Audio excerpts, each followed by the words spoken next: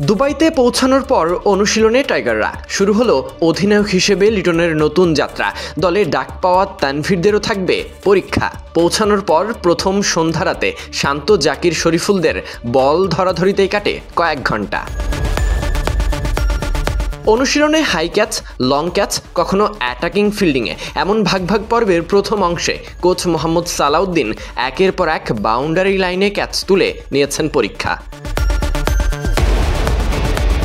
ফ্লাডলাইটের আলোয় high ক্যাচগুলোতে benchmark পাবেন টাইগাররা। ভিন্ন কন্ডিশনে, বিশেষ করে শারজাতে উপরে ভাসমান বলগুলো টাফ হয়ে ওঠে ফিল্ডারদের কাছে, এমন অভিযোগ নানা সময়ই আসে। তাই ফিল্ডিং অনুশীলন গুরুত্ব পেয়েছে প্রথম সেশনে।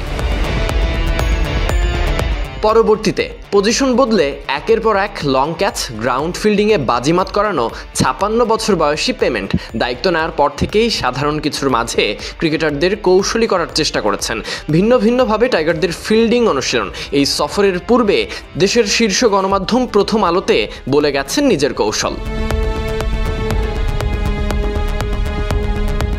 তার বলা কথাগুলো, আমি ম্যাচ পরিস্থিতি অনুযায়ী কয়েকটা ভাগে ড্রিল করাই। এমন কিছু জিনিস করছি যেন ক্রিকেটাররা বুঝতে পারে এইমাত্র কি হলো আর একটু পর কি হবে। নিজের অভিজ্ঞতা ভাগ করে তাদের টেকনিক্যাল সক্ষমতা আর ট্যাকটিক্যাল সচেতনতা বাড়ানোর চেষ্টা করছি।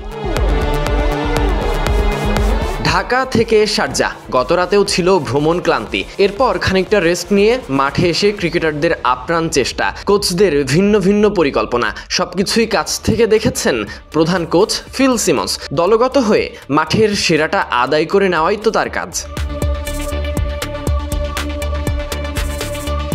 মাঠে নামার অপেক্ষা এখন ঘন্টায়, তাই তো সময় নষ্ট না করে ক্রিকেটাররা এসেছেন অনুশীলনে। এর আগে মুখোমুখি দেখায় অপরাজিত টাইগাররা সেই ঐতিহ্য ধরে রাখতে সেরাটাই দিতে চাইবে শান্ত লিটনরা।